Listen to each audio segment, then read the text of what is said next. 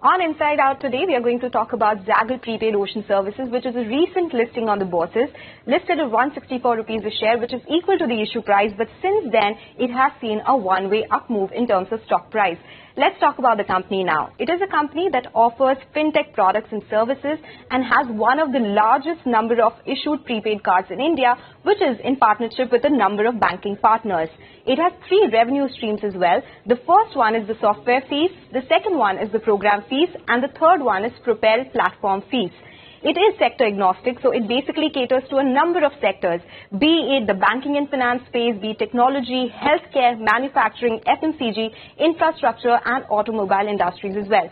And in terms of the name of companies, a lot of them, be it Tata Steel, Persistent Systems, Inox, there's Wockhardt, PCBL, Hiranandani Group and Greenply Industries as well. This is just to name a few. In terms of financials, the reported numbers, let's talk about that first. Revenues have grown from 240 crore rupees in FY21 to levels of 553 crore rupees in FY23, and in first half it has come in at 184 crore rupees. Margins, after taking care of the ESOP expenses, they have come in at 16% in FY23. This is after 8.7% in FY21, and now they have come to levels of 8.1% in the first half. Let's now talk about their profits as well. 44 crore rupees in FY21, around that level in FY22 as well. And in FY23, they have come in at around 21 crore rupees. In the first half, they are at 17 crore rupees. The company gets maximum of its revenues in the second half of the fiscal year. That's around 60% and 40% in the first half itself. So it's time to understand more about the business. What are the different revenue streams? What are the expenses actually? And what's the future outlook? Let's get going and speak to the management now.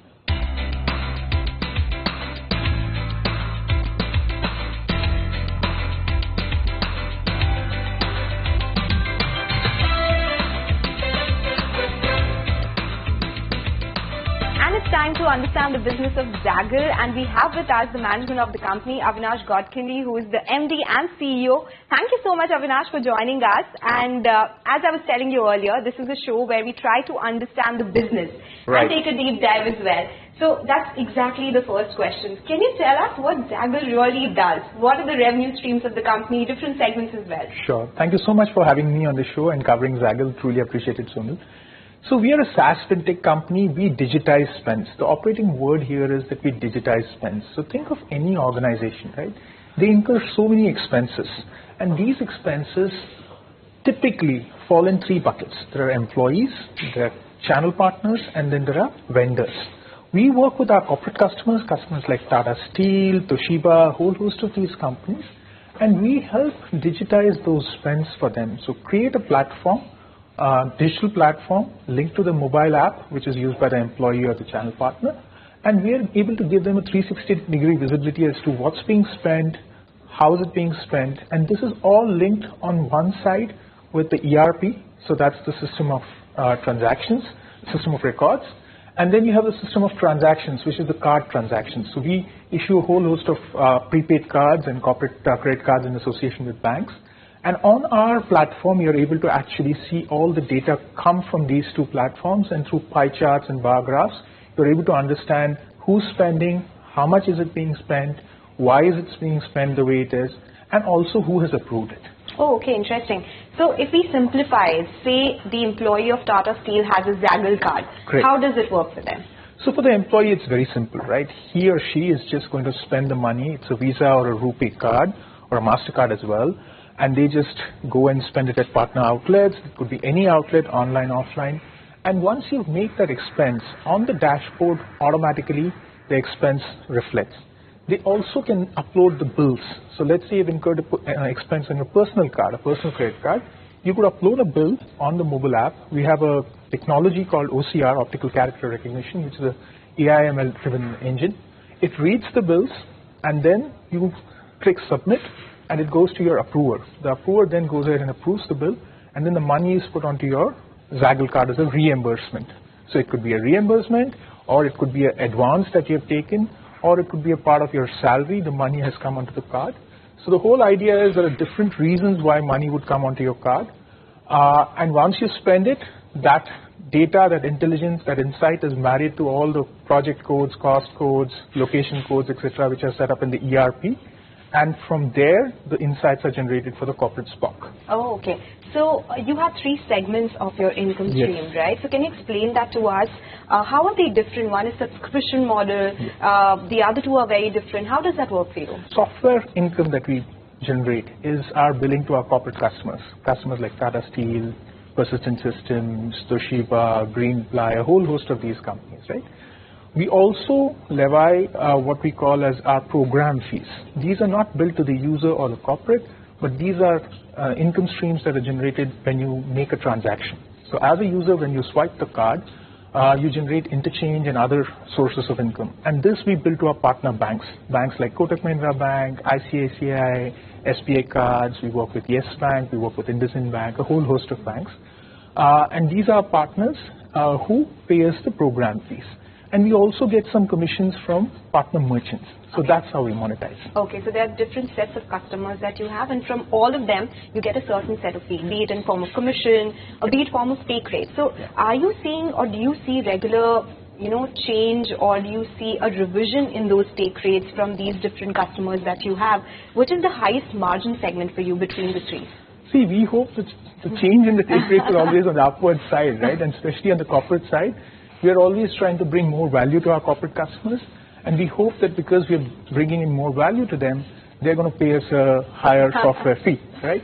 Now, that's the theory, and that's the attempt, that you demonstrate that you're bringing in greater value because you're bringing greater compliance, you're reducing leakage, you're reducing fraud. So there are a lot of benefits that we bring to the corporate. Apart from saving, number of person hours.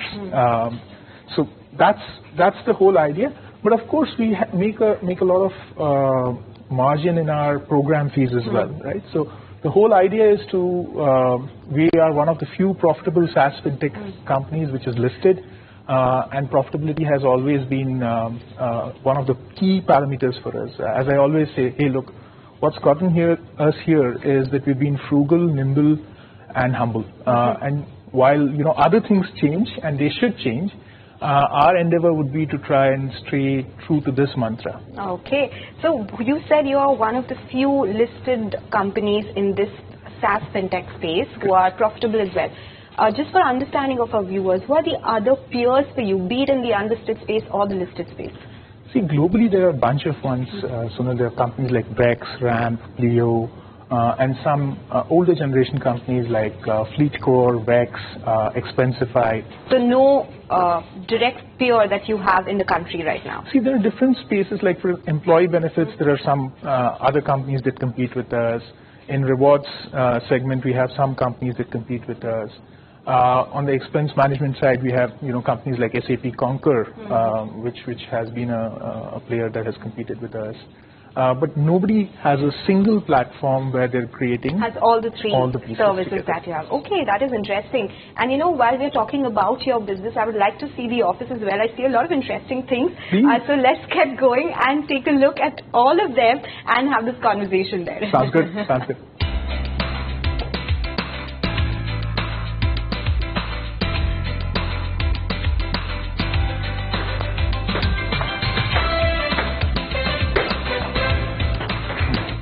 Well, this game can go on, but I have to ask you, what are some of the expenses that you have to incur in the business? Is it something that requires high working capital, long-term debt? How does this work?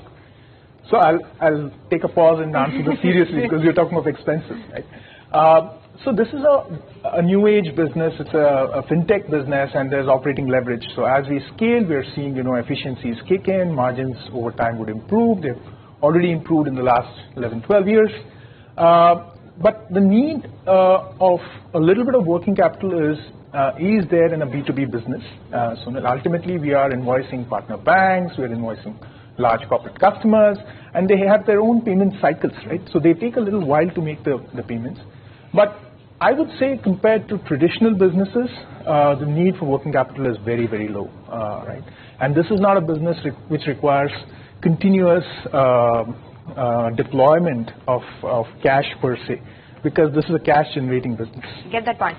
So if you can give us some numbers when we talk about what your growth prospects or growth focus areas would be, how do you split the margins between the three segments? And what is the outlook, say, 2 to 3 years down the line once the operating leverage that you spoke about kicks in, the ESOP expenses are out of the way? Right. What will the margin picture look like? Will it still be high double digits? Because you did see an impact in the first half. It was a decline after growth that you've seen in the last couple of years.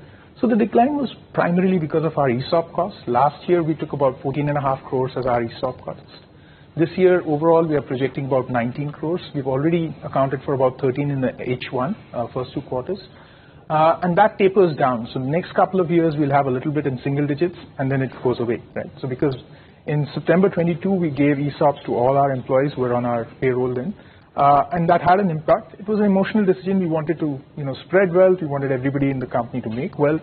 And that was the thesis there. The margin profile obviously expands. The margins in the software fees is much higher, but obviously making the software fees is a little bit tougher than your transaction income. Because think of it, Sonal, right? When I'm going to a corporate customer, I'm saying, hey, you are already incurring these expenses, and put it onto my payment instrument, and for 100 rupees spend, you continue to incur 100 rupee expense.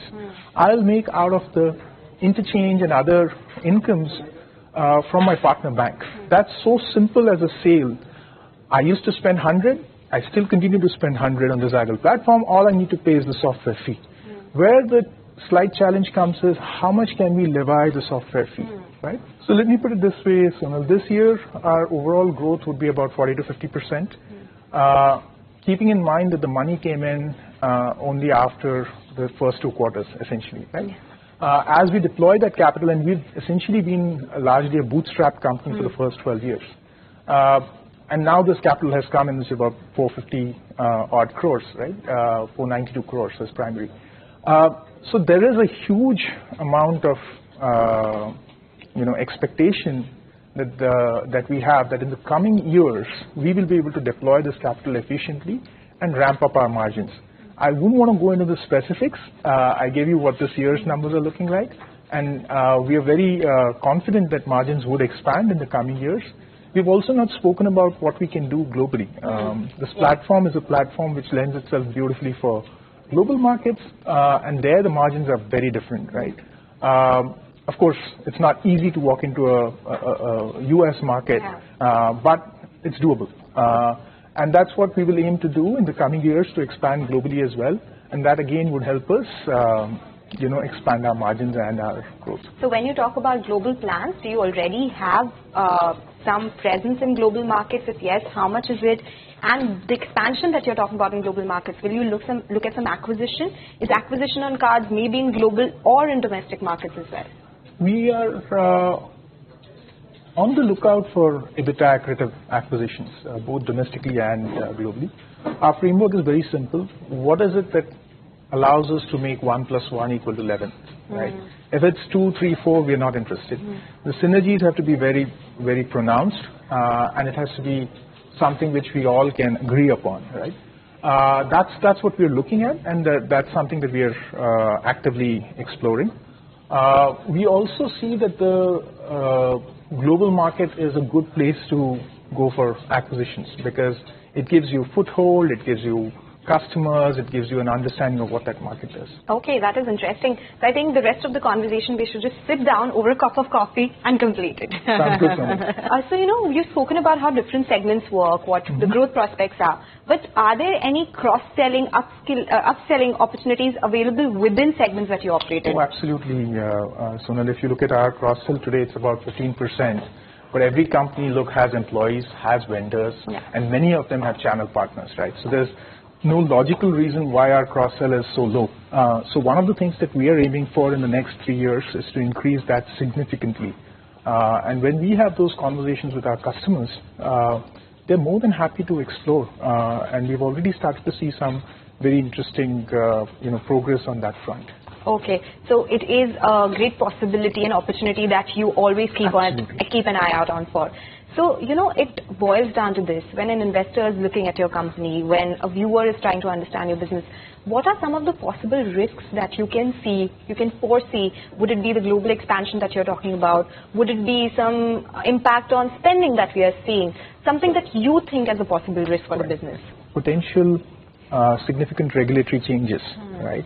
Because while we are not directly under the regulation of RBI, as a partner to so many banks, and our significant revenue comes from these banks, any regulation change in RBI does have an indirect impact on us. How do we address that? We basically broad-base our revenues. We earn revenues from prepaid cards. We're one of the largest issuers of prepaid cards in the country. We broad-base. Thank you so much. We issue credit cards, and you try to broad-base it from our SaaS fees, right? But eventually, that is an aspect that we have to keep in mind potentially as well in our business. Other than that, I think the space is such, Sonal, every company wants to digitize. Every company wants to make it seamless for their employees to be able to, submit their expenses. And we have tremendous tailwinds, both in terms of digitization as well as tailwinds for FinTech in terms of UPI, in terms of, GST, DeMon, and COVID has helped us a lot. So those tailwinds are really, really something which we believe will continue for a fairly long time. Do you have a market share figure available? How do you stand versus the market or the other players? So in the prepaid market, we are one of the largest, if not the largest. And as for the Frost & Sullivan report, when we published it while we were doing the IPO, our share was about 15%. I don't know the exact number. But, if you look at it, the space is fairly fragmented. And we are one of the largest players today. In the space. So last question before we wrap on this discussion and have our cup of coffee. Usually the second half of the business sees higher revenues. For someone who's reading your P&L and trying to understand the business, why is it the second half is better than first half? So great question, Sonal, and thank you for that. So about 60 to 65% of our revenues always come in H2. And H1 is about 35 to 40%. And the key reason for that, Sonal, is if you look at any of our, lines of businesses and revenues, take the employee expense submission. Invariably, employees submit their expenses late, right?